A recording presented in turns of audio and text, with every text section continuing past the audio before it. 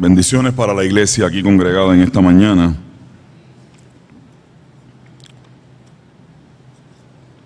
Ya ustedes conocen la razón de nuestra ausencia. En inicio estábamos acompañando a nuestro hermano Pepe Cestero frente a la noticia recibida de la partida de su compañera de 65 años de vida.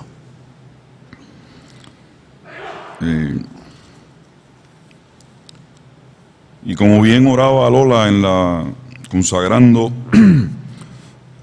las ofrendas, el dolor tiene la capacidad, y momentos así y vividos desde la fe siempre tienen la capacidad también para humanizarnos más.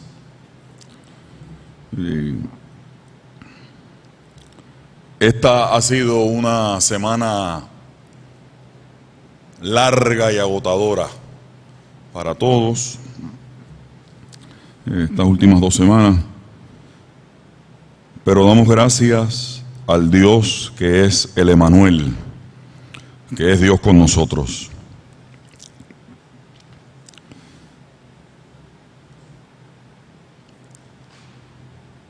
En los programas que todos tenemos, que se reparten los domingos en la mañana, aparece un verso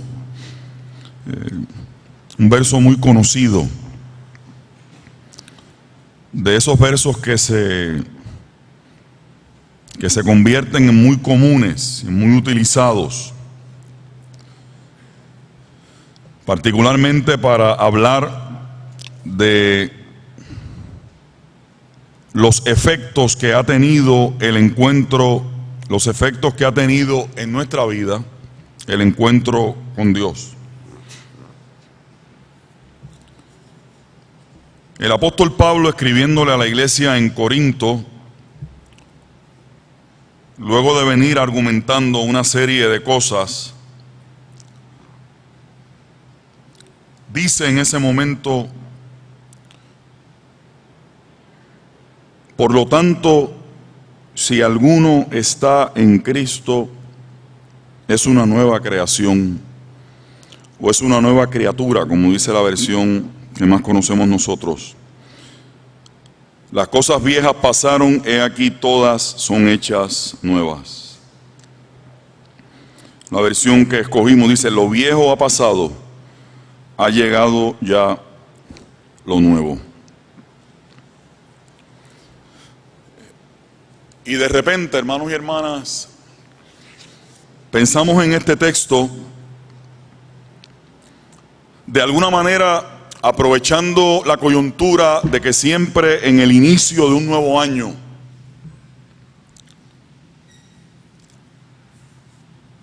abundan las expresiones que tienen que ver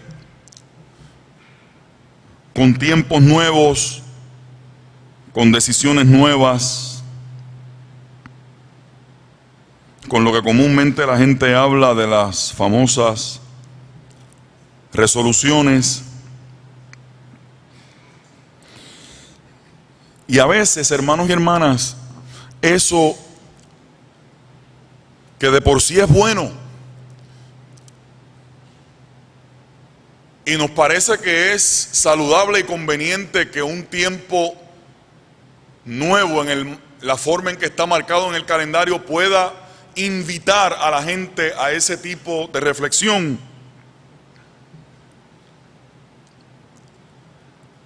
Pero eso de por sí solo, hermanos y hermanas, como hemos dicho en otros momentos, eso de por sí solo no significa absolutamente nada, a menos que eso esté acompañado de forma intencional por decisiones que uno tome en su vida.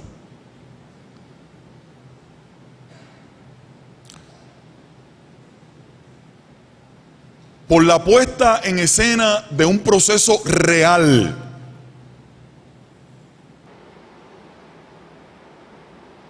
no de figureo, sino un proceso real de poner la vida en la balanza y de examinar, y aquí la palabra clave es esta, de examinar con honestidad lo que la vida es.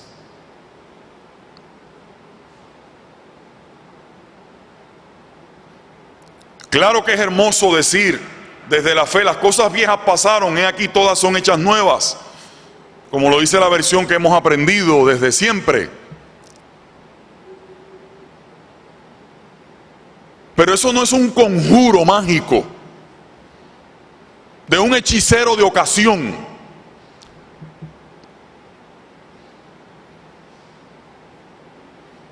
Eso no son palabras que por el mero hecho de decirlas y de que suenen así van a tener algún efecto real, concreto, práctico en nuestra vida, a menos que eso esté acompañado de la toma de unas decisiones.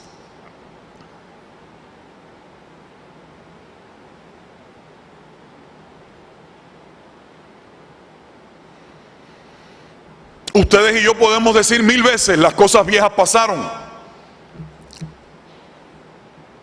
aún por el hecho de que nosotros hayamos abrazado en algún momento de nuestra vida la fe.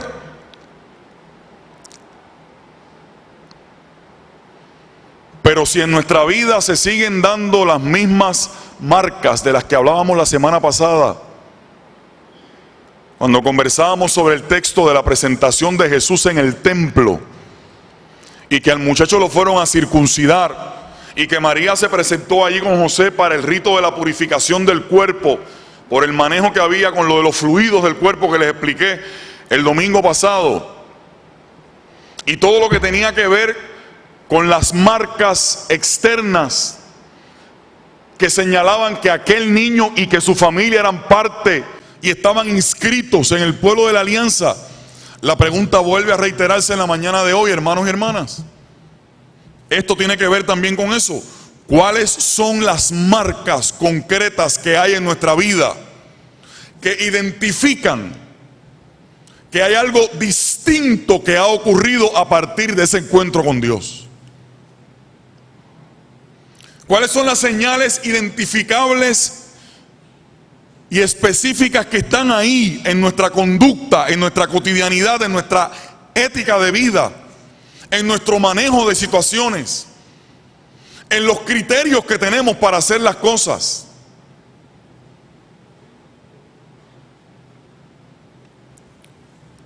Que señalan que realmente hay algo nuevo en nuestra vida.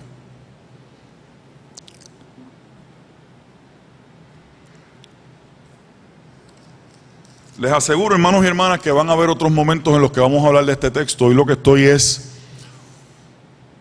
tocándolo por primera vez. Cuando el apóstol Pablo está hablando aquí en 2 de Corintios,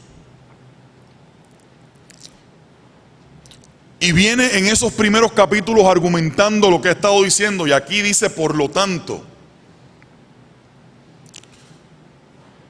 No es cualquier cosa, no es liviano, hermanos y hermanas, porque el apóstol en la argumentación que está aquí tejiendo, de lo que está hablando es de lo que para él, escúcheme, de lo que para él son las consecuencias en el creyente, de la muerte y de la resurrección de Jesucristo.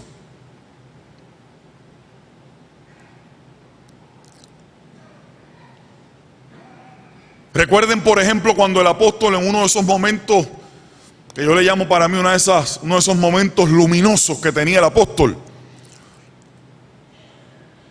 dibujen en su cabeza la imagen que el apóstol trabaja en Romanos. Cuando hablando y comparándolo, en este caso que lo usamos también nosotros, la iglesia lo usa para el momento del bautismo. Cuando el apóstol habla de que en el momento en que Jesús muere, y lo compara con el momento del bautismo, que uno sepulta. ¿Y uno sepulta qué? Uno sepulta las viejas maneras de vivir, queriendo decir con eso las maneras de vivir que dañan, que enferman, que corroen, que manchan, que perjudican la vida propia y la vida de otros y de otras. Y entonces dice que se levanta una creación, que se levanta una persona nueva. Carlos y Pilar, me da mucha alegría de verlos. Ahora fue que me di cuenta que estaban aquí. Me da mucha alegría verlos. Me hace mucho bien verlos.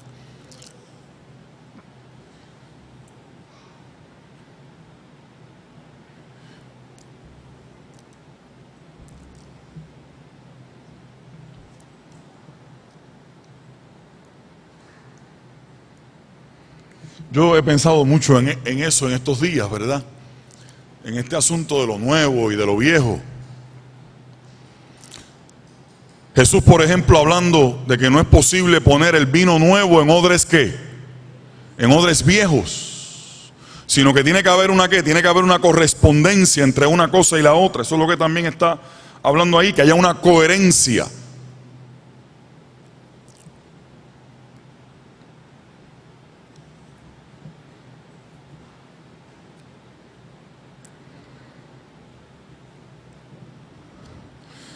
Voy a decir algo que pienso sobre este asunto, hermanos y hermanas.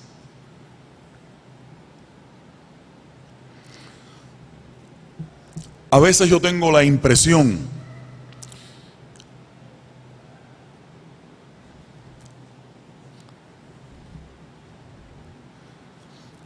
de que la forma en que algunos creyentes manejamos algunos postulados del texto bíblico, y voy a volver a usar la palabra ahorita, es como si estuvieran hablando de algo mágico.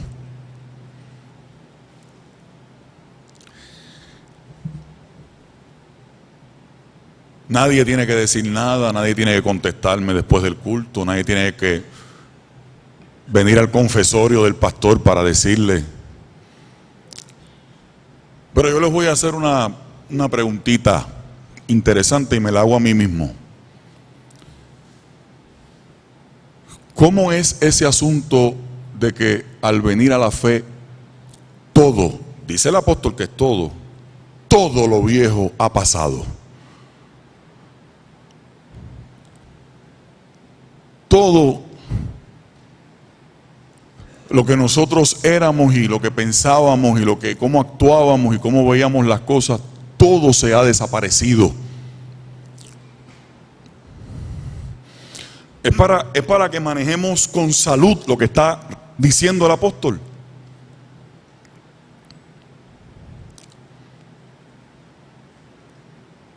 Como si de momento se borrara del mapa todo lo que usted ha sido hasta ese momento y de repente pintaran una persona nueva. No se asuste, hermano. Obviamente cuando venimos a la fe se manifiestan en nuestra vida unos cambios. Claro que se manifiestan unos cambios. Claro que tomamos unas decisiones.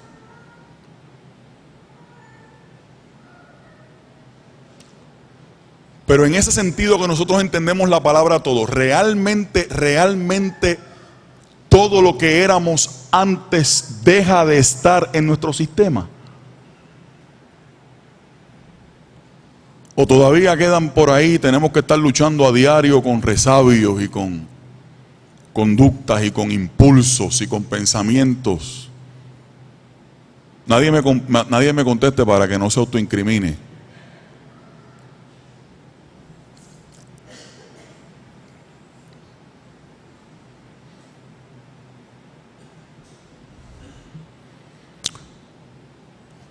O la realidad del caso es, para que nuestra fe pueda en eso manejar con más salud el asunto, la realidad del caso es que lo que nos da ese encuentro con Dios del que el apóstol está partiendo aquí es la capacidad para que todos los días podamos tener ese ejercicio de evaluarnos, de considerar, de mirar, de examinar, de revisar, de repasar.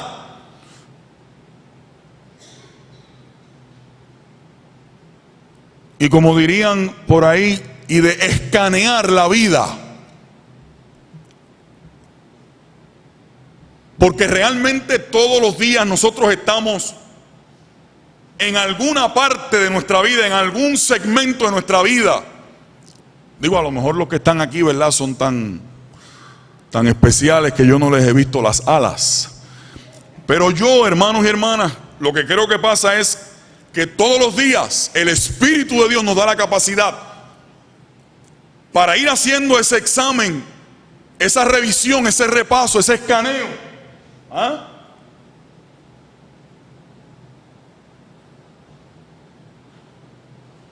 Para que nos demos cuenta que todos los días son días en los que tenemos que ¿qué? Son días en los que tenemos que revisar y repasar.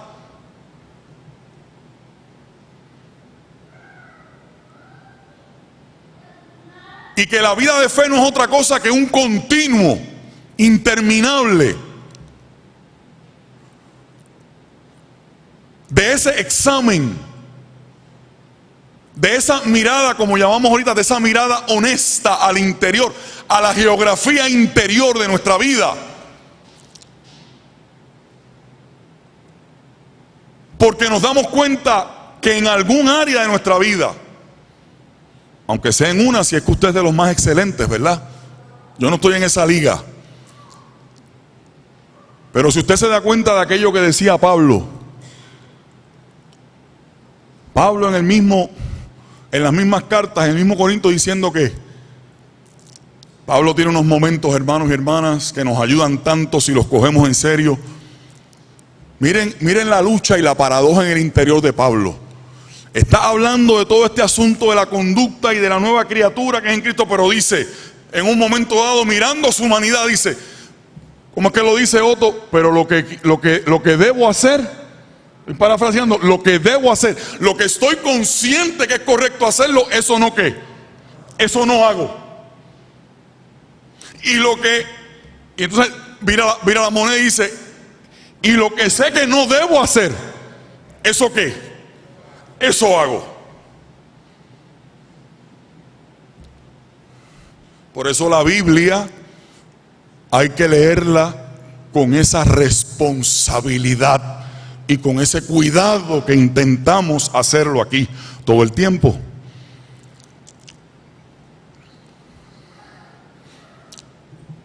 Se lo voy a decir en baby food para que me acabe de entender. En estos 24 años y pico de vida pastoral, yo les puedo asegurar a ustedes que una de las grandes luchas que uno tiene en el ejercicio del tú a tú con mucha gente, escúcheme bien porque esto es serio, y porque si usted se mira con honestidad, usted se da cuenta que usted no está ni yo tan por encima de esto que voy a decir ahora. Sí, porque a veces nos creemos que estamos flotando en el aire.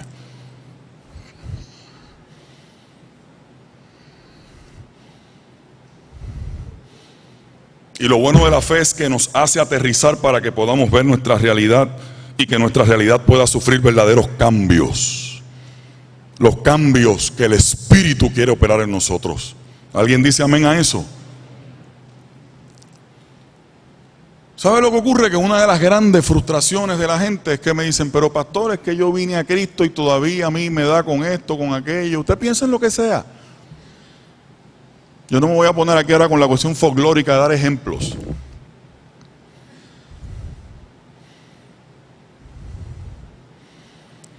Y fíjense que lo que ocurre es que se le crean unas expectativas falsas de lo que debe ser su vida. Entonces siempre sienten que su vida está ¿qué? Siempre sienten que su vida está como más atrás que los demás. Porque la persona no sabe que realmente los demás también están en esa misma ¿qué? Que los demás están también en esa misma disyuntiva y en esa misma lucha. Tú que estás estudiando psicología, hija, te vas a encontrar con eso. ¿Ah?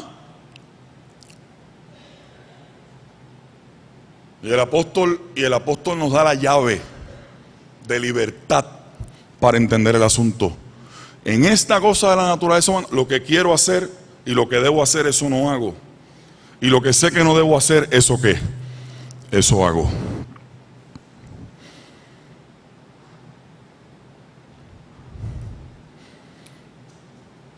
Nos sería enormemente útil ponernos como bandera de vida eso que está aquí en 2 de Corintios 5, 17. No vaya a confundir lo que estoy diciendo. No vaya a decir fuera de aquí que el pastor está diciendo una cosa que no está diciendo. Claro que nuestra meta tiene que ser ¿qué? Que nuestra meta tiene que ser que todo aquello que está errado y equivocado en nuestra vida, nuestra meta tiene que ser que todo eso ¿qué? Nuestra meta tiene que aspirar, siempre tiene que aspirar a ser, a que todo eso pueda sufrir un ¿qué? A que todo eso pueda sufrir un cambio. Pablo, hablando en 1 de Corintios, revíselo. Un poquitito menos de caso cerrado y del patrón del mal, y un poquito más de Biblia, para que conozcamos nuestra fe. No es para que le digamos a nadie cuánto la leemos, es para que entendamos mejor lo que creemos. No se me queden tan serios cuando le dije un poquitito menos de caso cerrado y del patrón del mal. Si eso le gusta mucho, pues coja otro programa que no le guste tanto y córtelo. Un poquito menos de eso y un poquito más de esto.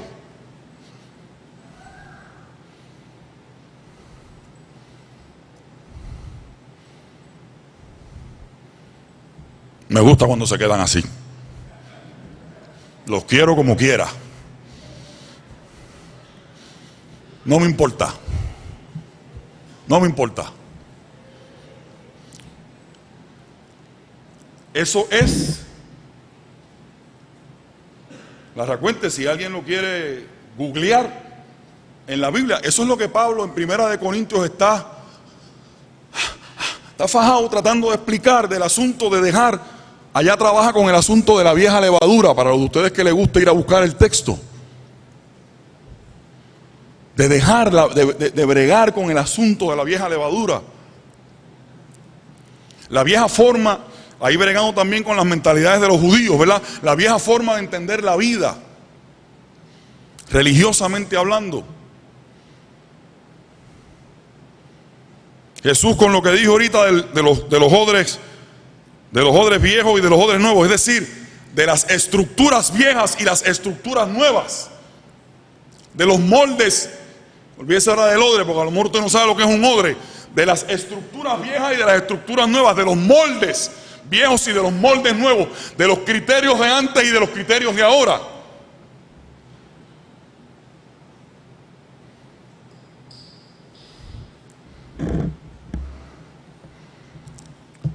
Es curioso, hermanos y hermanas, porque Dios tiene un sentido del humor para las cosas extraordinarias. Déjenme contarles esto y ya voy a terminar.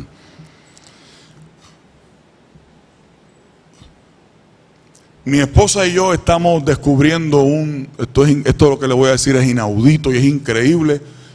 Nos imponen las manos después del culto, pero estamos descubriendo un nuevo amor con una trapo de perra linda que nos ha llegado a la casa. Una puppy de German Shepherd que nos tiene de vuelta y media. Y me ve salir del cuarto por las mañanas y empieza a dar vueltas como una loca. Esa cuestión esa cuestión del amor, ¿verdad? Porque del toque. No voy a seguir por ahí porque me embollo hablando del atrapo de. Figúrate, amador, que mi hija me dice el otro día, ¿y dónde está la nena? Y yo le dije, pero si la nena de esta casa eres tú. Me dice, no, la otra nena. Y yo dije, padre, reprende la idolatría.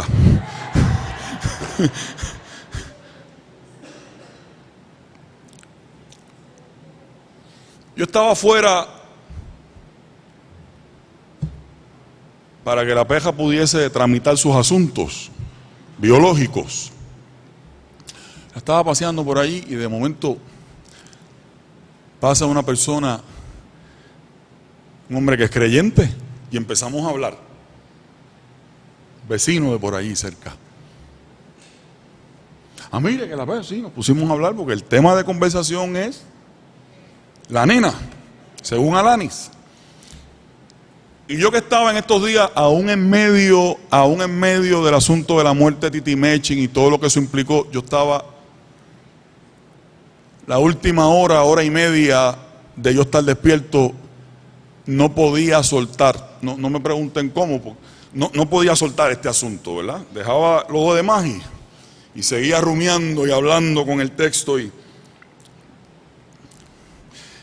este hombre se me para ayer así, y yo que estoy en eso me dice él, pasado mañana, oiga esto, para que ahora lo vea ilustrado más crudamente de lo que le estoy. Me dice, pasado mañana cumplo 18 años.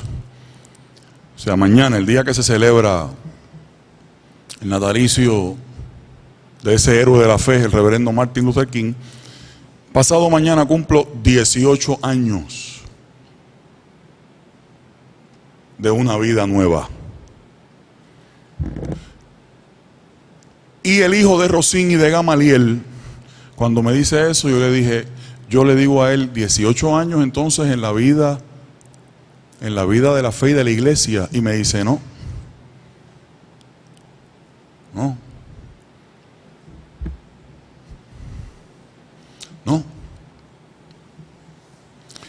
Y apenas hemos hablado, yo imagino que es que él sabe que yo soy ministro.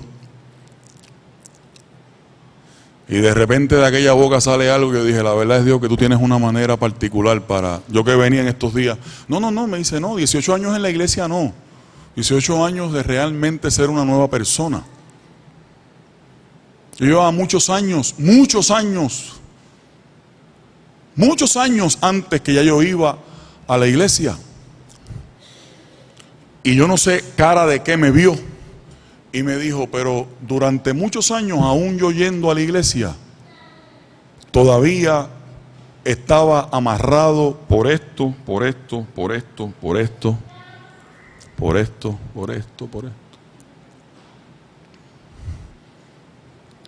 Y si yo le dijera a ustedes lo que es por esto, que no lo voy a hacer.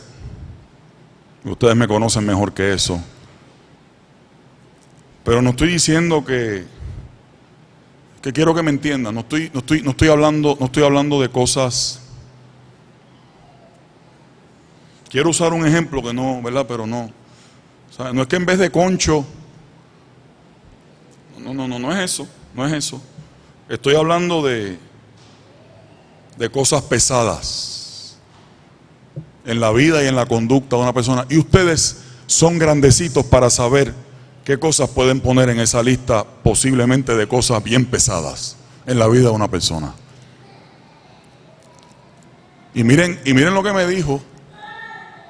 Y no se asuste nadie, que no es que estoy aquí diciendo, no, es para que ustedes vean cómo es la realidad, es que funciona esto. Y me dice, y yo llegaba a la iglesia y era de los primeros que me hendía de cabeza en el altar. Ahora los que vengan aquí al altar siempre no dejen de hacerlo, porque entonces van a pensar que yo pienso, por favor, ¿sabes? No sea niño, ¿ah? No sea niño. Estoy hablando de él. Y yo me creía que con ir a la iglesia y hacer eso, pues lo demás, y me dijo él, en esa dicotomía.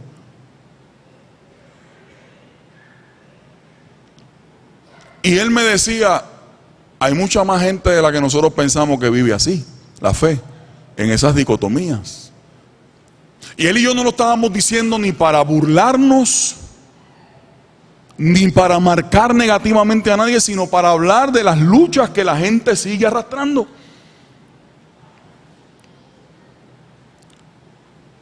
Y la buena noticia, hermanos y hermanas, tanto para él en su momento y todos los días de su vida a partir de ese instante hasta el día de hoy, y gloria a Dios por lo que hizo en la vida de él. Pero lo maravilloso es, la buena noticia es que la misma fuente de reconciliación que de verdad él encontró en Cristo para reconciliarse con Dios y para reconciliarse con las propias fracturas que tenía en su vida, y poder entonces construir una base sobre la cual proyectar otra forma de vivir. Esa misma fuente y ese mismo mecanismo es que el apóstol y la escritura nos dicen que están disponibles para nosotros hoy. Porque hoy Dios sigue ofreciendo la persona de Jesucristo para ti y para mí, como manera de reconciliarnos con Dios, pero también como manera de entrar en paz con nosotros mismos. Bendito sea el nombre del Señor. Eso es lo que estoy tratando de decirles.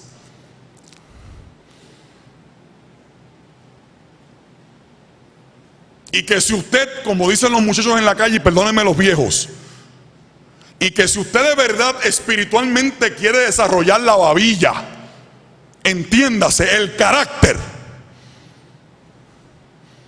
la forja verdadera de la fe para hacer ese ejercicio, ese Dios que me pone de frente a este hombre, yo en estos días luchando con eso y diciéndome, pero si yo estaba metido en la iglesia y todavía estaba bregando con 1000 resabios viejos. ¿Qué era lo que me estaba diciendo? Yo tenía en mi vida el potencial de algo nuevo, pero todavía eso no se había hecho realidad. Porque estaba en ese conflicto, en esa pelea.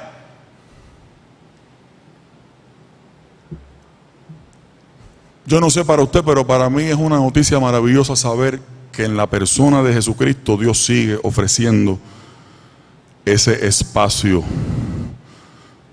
esa oportunidad para hacer tiempos nuevos en la vida de uno.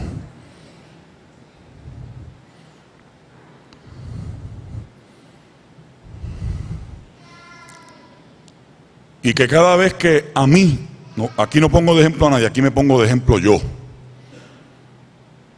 Porque la palabra siempre tiene que atravesarme de vuelta y media y rajarme por el medio a mí primero. Y que cada vez que yo sienta que una palabra áspera sale de mí para mi compañera de vida, yo tener la capacidad para decirle al Señor, lo viejo tiene que pasar. Tienes que hacer lo nuevo en mí.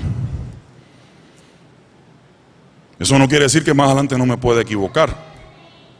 En eso o en otra cosa.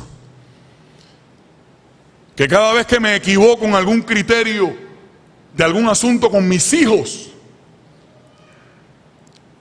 yo le diga, yo tenga la capacidad para decirle, en ese diálogo con Dios siempre como interlocutor y con el Espíritu Santo ahí mediando, lo viejo tiene que pasar, haz en mí lo nuevo. Y cada vez que mi conducta en mi casa represente un elemento de tinieblas, cuando se supone que yo sea hijo de la luz, le tengo que decir al Señor que lo viejo tiene que pasar y que Él haga lo nuevo posible en mí. ¿Eso es o eso no es el Evangelio? ¿O estamos mangoneando y bobeando nosotros con la iglesia y con la palabra?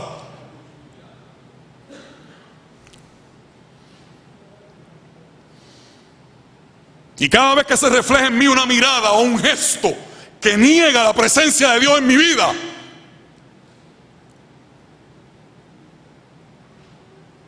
tener la gasolina interior para reclamarme en el nombre del Señor, no para flagelarme ni para castigarme, ni para hacerme la víctima. Sí, porque hay gente entonces que se hace la víctima.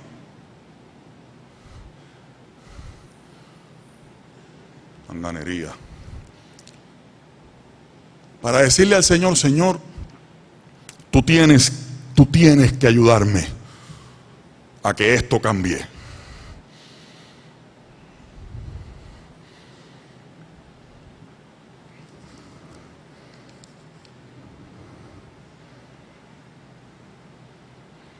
Y eso es en la casa, y eso es en la iglesia, y eso es en el trabajo, y eso es en el vecindario, y eso es en el país.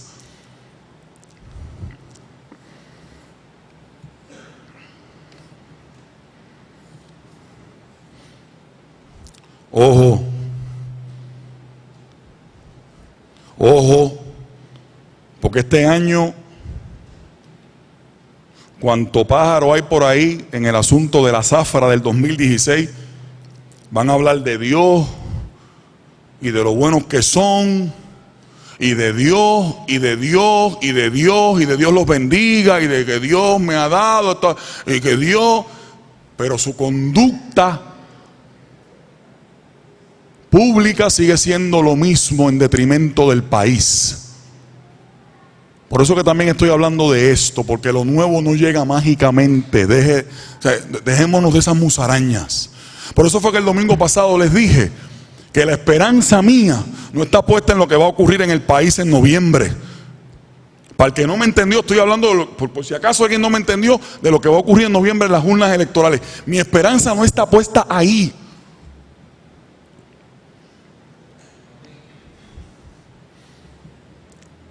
Porque a todos los niveles en el país, yo lo pongo en ese ejemplo personal porque lo tengo que pasar por mí primero, pero eso tiene que pasar a todos los niveles en el país.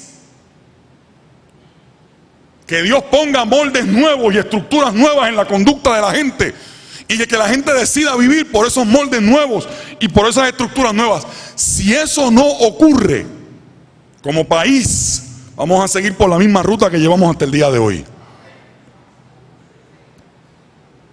Por eso que siempre les he dicho, no prediquemos una esperanza que es una falacia y que es una mentira, porque la esperanza bíblica no lo es. La esperanza bíblica es un proyecto de verdad.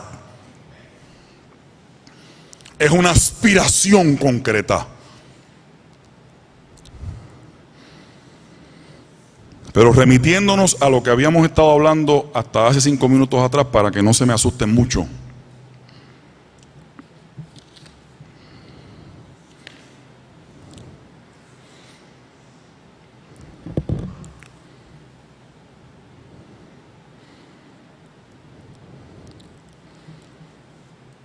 El texto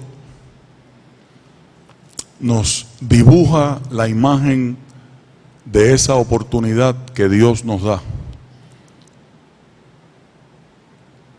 para que de verdad podamos decir que seguimos luchando todos los días para que lo viejo ya no tenga dominio sobre nosotros, sino que la nueva creación que salió de la resurrección. Por eso es que ve por qué es que la Biblia llama a Jesús la primicia de qué, la primicia de la humanidad, la primicia de la nueva qué, la primicia de la nueva creación. Por eso es que lo llama así, esa imagen tan hermosa, para que realmente nosotros todos los días vivamos con la aspiración de que lo viejo no domine nuestra vida y que lo nuevo en Cristo sea lo que tenga preeminencia en la vida nuestra. Y así podremos decir, en la lucha, en esa lucha diaria, las cosas viejas estamos haciendo que qué, las cosas viejas estamos haciendo y estamos luchando todos los días para que qué, para que pierdan terreno en mi vida y en la tuya, y cada vez gane más terreno en nuestra vida y en nuestra mente lo que, lo nuevo que viene a ofrecer Dios en la persona de Jesucristo. Que Dios bendiga a la iglesia, hermanos y hermanas. Vamos al momento de la comunión. Así que le pido a los ancianos, al ancianato y al diaconado de turno,